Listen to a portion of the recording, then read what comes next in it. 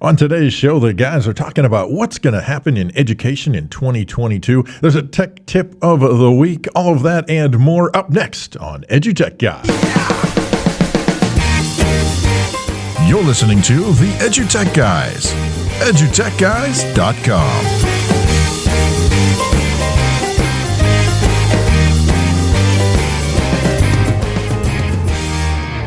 Hello and welcome to EduTechGuys. I'm David Henderson. Hey, I'm Jeff Madlock. Yeah, welcome to the show. We are back from FETC. Is that what we're calling it? No, we're back. We've been gone for a while. Sorry, we had got really busy in conferences and on the road and Florida. Yeah, it's hard to recoup from Florida. It is, and it was cold, man. I mean, you know. I know, right?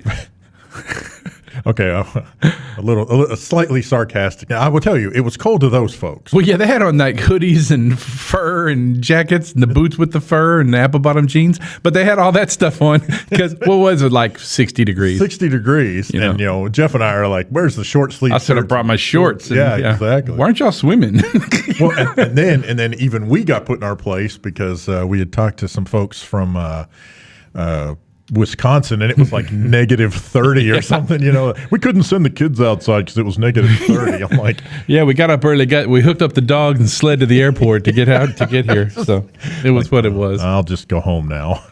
But you know, we learned a lot at FETC. We learned that education continues to move forward with leaps and bounds. We talked to a lot of great folks. If you want to take a chance to listen to that, then just look up the EduTechGuys podcast conference coverage podcast. You can find that on Apple. Anywhere. It's all out there.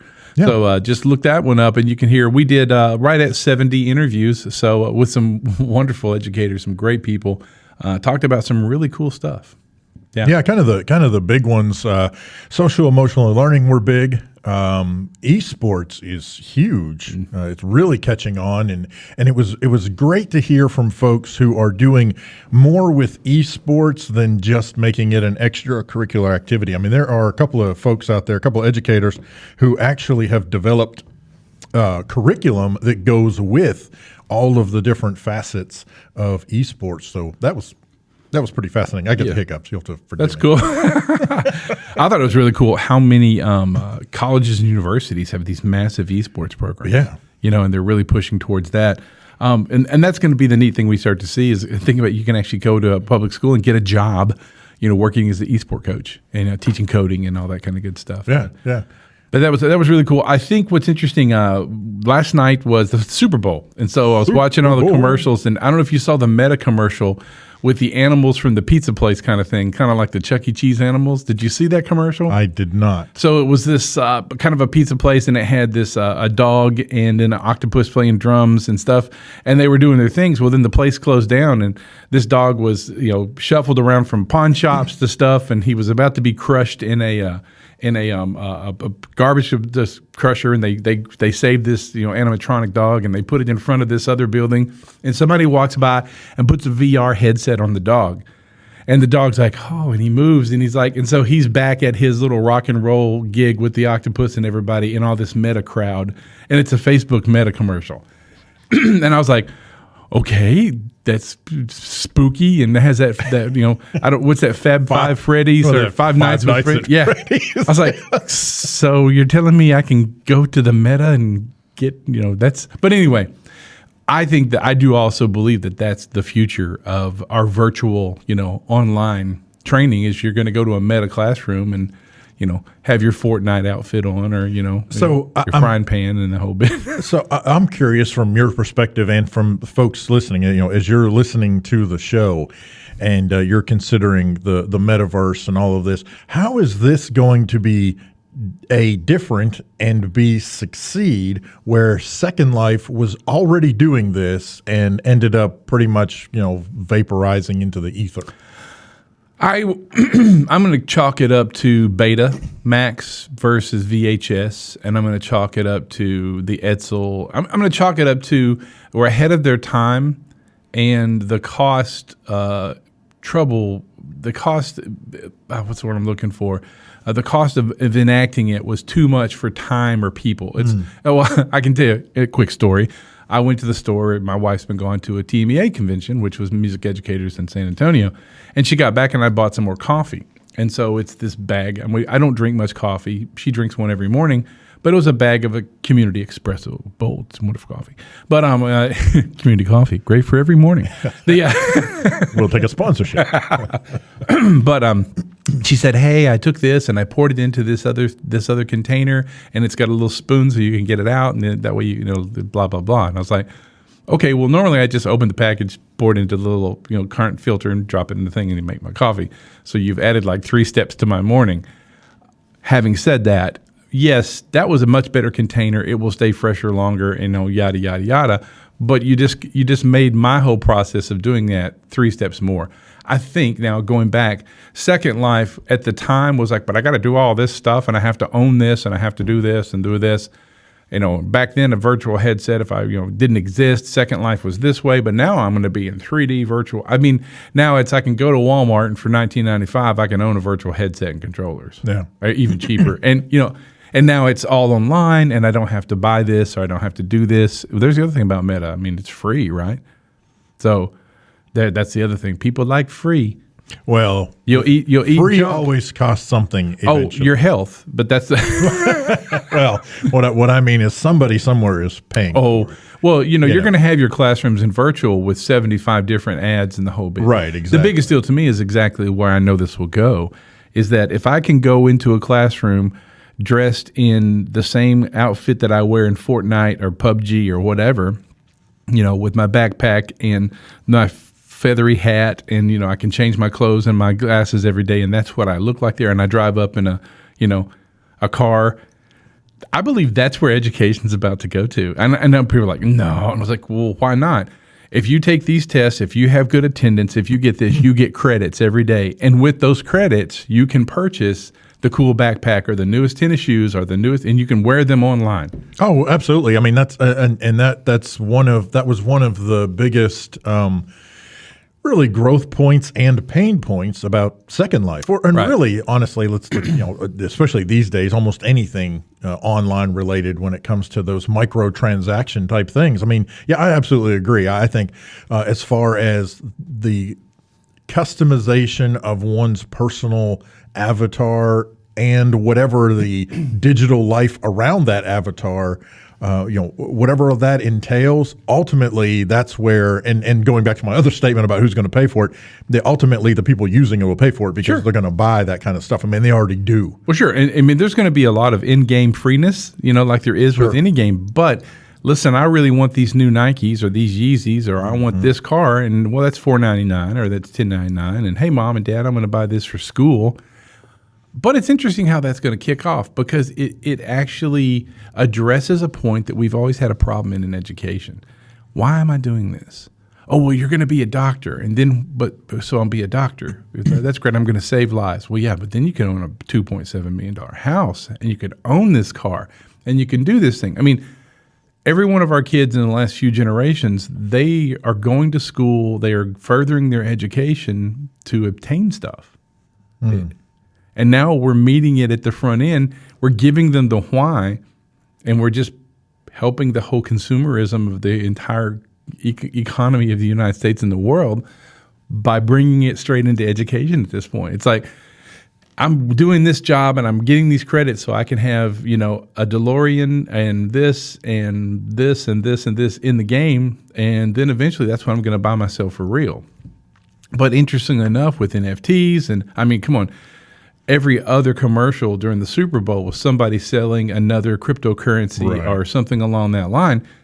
So it's like, I'm going to go to school, and then I'm just going to stay right here in this massaging chair, and eat pizza and have Uber Eats deliver my food, and not food. I saw that commercial too. And but I'm just going to keep buying stuff in the real world, because now I've got this job where I meet in Meta, and now I can buy, I own an NFT of, Mona Lisa. Yeah. Well, that's great. The people that are making that money are going, oh, this is wonderful. I mean, this is a beautiful, it's funny. I didn't think we were going to go this way, but I just believe consumerism is now, got a strong foot in the door, and Facebook did it with Meta. because that's where education is going to go. Well, and here's the thing from seeing I'm kind of the opposite, not necessarily opposite. I don't how do I want to say this? I think it's kind of, I think the potential could be there for some really cool things to happen. And maybe I'm just old. And so I'm still very much of the belief of, just real life, in person, face to face. Taking online classes or whatever, or meeting certain things in Meta. I can understand that, but I think that it's all going to be, I don't know, there's almost like a Wall-E effect about to happen. Right. We're all kind of in our own little separate pods with our own little headsets on, and we don't really have any clue what, as to what's going on. Almost a Matrix kind of thing, except you could take off the headset. You could come out of the Matrix anytime you wanted to, and then people are just going to choose not to. And I don't know. That's kind of to me, it's a very dark, depressing future if that's where we're heading. But I definitely can see some of the benefits as far as getting back to what you said about kind of consumerism. In education, even before Meta, you have things like Class Dojo. Yeah. Class Dojo, I don't care how you cut it. The whole thing about Class Dojo is that you earn points, which are the in-game currency, and you convert those in-game points to different hats and shoes and whatever else you can Prodigy stick on your games, avatar. all of those, right? Yeah, all Prodigy of those. All these games that have these different aspects to them that is supposed to supposedly be part of the gamification. It's supposed to, encourage the students doing their thing, whatever you want to call it. Ultimately, as you said, it boils down to some form of consumerism in education. And that ultimately goes to where we're seeing a lot of legislation that is, frankly, right up that same alley. I mean, let's talk about what's happening in, Indiana and some of the other states around. And who knows, by the time by the time you're hearing this, which could be just a couple of days from now, or, you might be listening to this down the road, and who knows what will have happened. But you have things where you have these different state and federal departments of education who are pushing an agenda to essentially minimize public education as much as possible by either putting restrictions on teachers, putting goofy requirements on teachers. Like there was that whole conversation about the lesson plans. They're required to turn in a year's worth of lesson plans. That is absolutely insane. What that tells me is, A, you know nothing about education, and B, you don't actually want me to teach your child as your child. You want me to teach your child as a cookie cutter cutout of every other child. Right. Because if I have to turn in a year's worth of lesson plans, then guess what? I'm teaching 2 and 2 plus 4, 2 plus 2 equals 4 on Tuesday, whether your kid understands that or not. And I don't care if he's 504. I don't care if he's got an IEP. I don't care if he's got 52,000 other letters or numbers after it. Doesn't matter. This is what you guys, supposedly this is what you want. Now, the kicker is, we can't get teachers to come to parent-teacher meetings. I guarantee there's not a parent behind any of this. This is all people in power. Singular entities wanting to push their agenda. Oh, yeah, absolutely. This is people in power and the people with money, and they're getting together in a way to push the voucher system, private school system. I mean, hey, Gary, have you heard the EduTech guys lately? They've just gone off the rails on this. Yes, we have. But I mean, I don't care. You know what? It's where we are. Yeah. It's exactly what we're dealing with. I mean, that's... the funny part is we've only literally just barely scratched the surface of this conversation. Oh, absolutely. We could talk. Yeah. We could talk every day for about 3 hours about this and never get to a point or the bottom of it, honestly. Oh, crap. We're supposed to have a point to this show? It's one of those floating point ones, isn't it? Yes, it just keeps pivoting. It's a pivoting point. It just keeps moving around. That's right. It's a floating point. And much like the early Intel Pentium, ours is way out of line. Yeah, every time we get to a point, it creates other points, and then we have to shoot for those. So it's never... That's a nerdy-ass joke right there, boy. I tell you what, though, we'll wrap it up, and we'll do a tech tip of the week. How's that sound? It's a teacher tech from Alice Keeler. You might know Alice Keeler. She does a lot of stuff out there. She and David are real good friends. The one is that she has a neat little add-on for Google Docs for slides and things like that, especially for Google Slides. That's an add-a-date. So you can look up add-a-date by Alice Keeler, find that one, and it lets you add a date to Google Slides. And you think, well, why do I need a date on the Google Slides? Well, you do need a date. That shows when you presented it or if you've changed it. So every time you need to, you can change that date.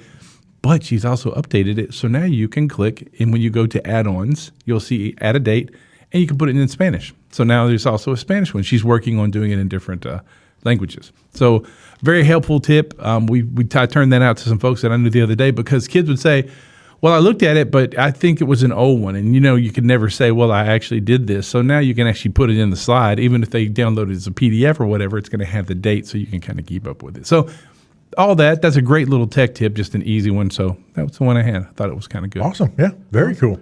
Well, hey, it's been a great show. We're doing some quick ones, getting back on the horse here. Like we said, new horse, new saddle, new reins. We don't know this field very well. So we're heading out of the barn and doing our thing. But great show. Please reach out on social media. Just look us up on Google. You'll find us everywhere at EduTechGuys, EduTechGuys. Just put in Google. You'll find us.